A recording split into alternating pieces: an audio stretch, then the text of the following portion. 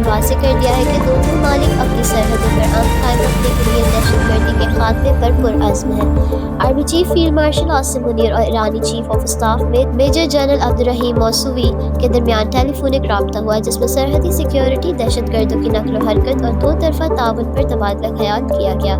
ایرانی جنرل نے کہا کہ ایران اپنی سرحدوں کو محفوظ بنانے اور دہشت گرد گروہوں کا مکمل خاتمہ کرنے کے لیے تیار ہے۔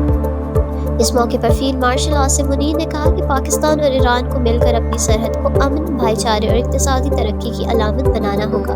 ایرانی جنرل نے پاکستان میں سیلاب متاثرین کے ساتھ ہمدردی کا اظہار کرتے ہوئے مدد فراہم کرنے کی بھی پیشکش کی، جبکہ فیلڈ مارشل عاصم منیر نے ایران میں دہشت گرد حملے کے متاثرین سے اظہار تعزیت کیا۔ دونوں رہنماؤں نے اس بات پر اتفاق کیا کہ دہشت گردی کے خاتمے کے بغیر سرحدی علاقوں میں امن، خوشحالی اور ترقی ممکن نہیں، اور مشترکہ تعاون ہی خطے کی بہتر مستقبل کی ضمانت ہے۔ ڈپٹی وزیر اعظم اسحاق ڈار نے کہا ہے کہ پاکستان مصر اور الجزائر سمیت شمالی افریقہ کے برادر ممالک کے ساتھ تعلقات مزید مستحکم کرے گا۔ جدہ میں ہونے والے OIC وزرائے خارجہ اجلاس کے موقع پر اسحاق ڈار نے مصر اور الجزائر کے وزرائے خارجہ سے الگ الگ ملاقاتیں کی، جنہیں انہوں نے پامائنی قرار دیا۔ اس دوران فلسطین کی سنگین صورتحال پر تفصیلی گفتگو ہوئی اور تینوں رہنماؤں نے انسانی بنیادوں پر امداد، فوری جنگ بندی اور دیرپا امن کی ضرورت پر زور دیا۔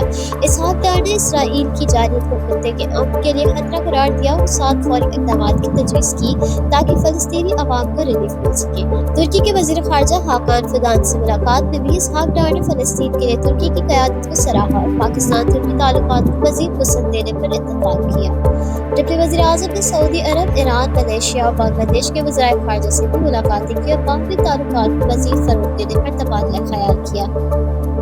وزیر اعظم شہباز شریف نے پاکستان ایئر فورس کے کردار کو سراہتے ہوئے کہا کہ پاکستان ایئر فورس کے دلیر شاہین ہماری مادر وطن کے دفاع میں ایک ناقابل تسخیر ڈھال ہے۔ وزیر اعظم ہاؤس میں air chief marshal Zaheer Ahmed Babar Sidhu سے ملاقات کے دوران دونوں رہنماؤں نے اہم عسکری معاملات پر بات چیت کی۔ اس موقع پر پاکستان کے فضائی دفاع کو مزید مضبوط بنانے پر خاص زور دیا گیا۔ شہباز شریف نے کہا کہ فضائیہ نے تاریخ کے ہر اہم موڑ پر جرأتمندانہ کردار ادا کیا ہے، دشمن کے طیارے گرانے اور ملکی سرحدوں کی حفاظت کرنے میں ہمیشہ فیصلہ کن کردار ادا کیا۔ وزیر اعظم نے یہ بھی کہا کہ حکومت پاکستان ایئر فورس کی آپریشنل صلاحیت کو مزید بہتر بنانے اور دفاعی ڈھانچے کو مضبوط کرنے کے لیے پرعزم ہے تاکہ قومی مفادات کا ہر صورت میں تحفظ کیا جا سکے۔ وزیر اعظم شہباز شریف نے پاکستان کی نئی انرجی وہیکل پالیسی 2025 تا 2030 کا آغاز کر دیا ہے۔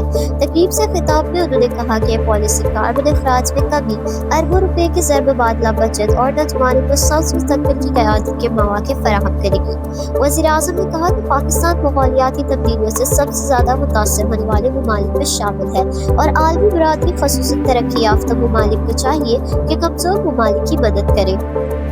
معاون خصوصی ہارون اختر خان نے بتایا کہ پاکستان صرف گاڑیوں کی اسمبلی نہیں بلکہ بیٹریز اور چارجنگ آلات کی تیاری کی طرف بھی بڑھ رہا ہے۔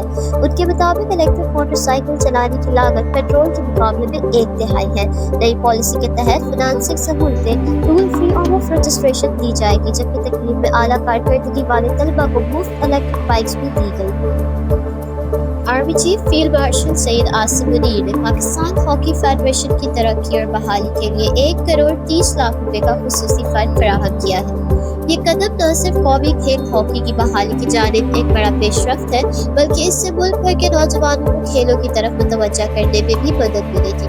پاکستان ہاکی فیڈریشن طویل عرصے سے مالی مشکلات اور سہولیات کی کمی کا شکار رہی ہے، جس کے باعث عالمی سطح پر پاکستان ہاکی کی کارکردگی متاثر ہوئی۔ اس خصوصی فنڈ کے ذریعے نہ صرف کھلاڑیوں کو بہتر سہولیات فراہم ہوگی بلکہ نئے ٹیلنٹ کو بھی سامنے آنے کا موقع ملے گا۔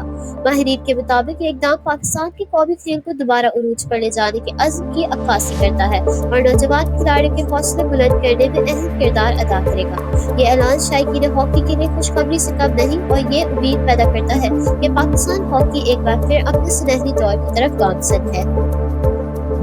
ناظرین، یہ تھی آج کی اہم ترین خبریں۔ پاکستان ایئر فورس کی بہادری کا اعتراف، نئی انرجی وہیکل پالیسی کا آغاز اور قومی کھیل ہاکی کے لیے شاندار فنڈنگ۔ دعا ہے کہ مثبت اقدامات ہمارے وطن کی دفاع، معیشت اور کھیلوں کو نئی طاقت اور نئی زندگی بخشیں۔ اللہ پاکستان کا حامی و ناصر ہو۔ اللہ حافظ۔